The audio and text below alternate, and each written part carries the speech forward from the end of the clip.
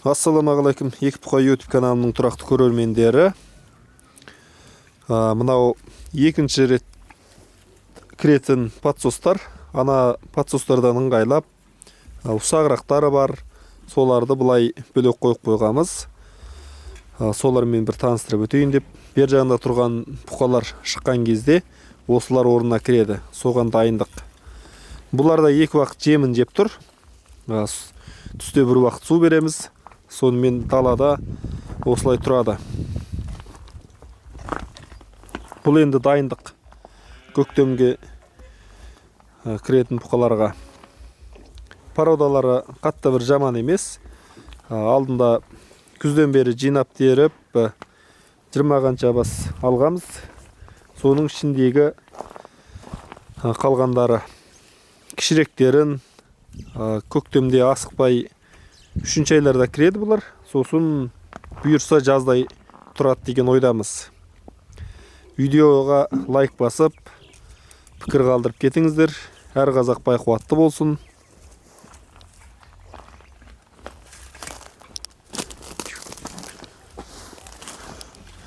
Жақыннан көрсетіп өтейін. Жеке-жеке мына екеуі кішіректері.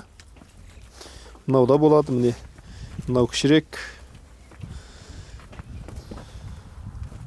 Мыналардың біраз породасы барырақтар.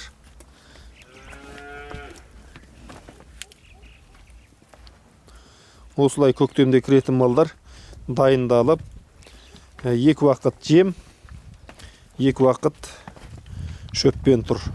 Түсте суын ішеді, сосын тағы да жемін салады. Алдыңғы видеода айтып кеткенмін, жом түсіріп 2 уақыт жом беріп атырым деп. Қызылшаның жома, соны 2 уақыт береміз. Оны да көрсетіп өтейік. Қасымыздағы өзіміздің Ақсу ауданынан шыққан қызылшаның жома.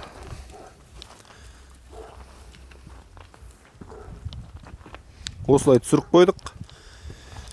Мына бұқаларға біріне бір келеден артығырақ жейді. Негізі бұны бордақыда тұрған малға көп беруге болмайды. Бір 10% ба 15%, ары кесе 20% дейін беру керек. Одан артық беретін болсаңыз, малыңыз құры ісініп тұрады да, ет пен терінің арасы мына құры су жүгіріп, ары қарай бір керемет салмақ баспайды. Сол үшін жомды азырақ бергендеріңіз дұрыс. Мына малдарға енді беріп отырғанымыз, бұл енді қыстай дайындалады. Сол үшін жақсырақ өсу үшін және қарындар тойып тұру үшін жом береміз. Енді бұны жомды бір 2 ай береміз, сосын барып ары қарай тоқтатамыз. Видеоға лайк басып қолдап кетіңіздер. Және достарыңызға бөлісуді ұмытпаңыздар. Әр қазақ бай қуатты болсын. Тағы да видеолар салып отыратын боламыз. Каналымызға жазылып кетіңіздер. Және тағы да қалай бағу туралы дайындаған малды біліп жатсаңыздар, пікір алаңына пікір қалдырып кетіңіздер. Сіздердің пікірлеріңіз, әрбір пікірлеріңіз өте маңызды.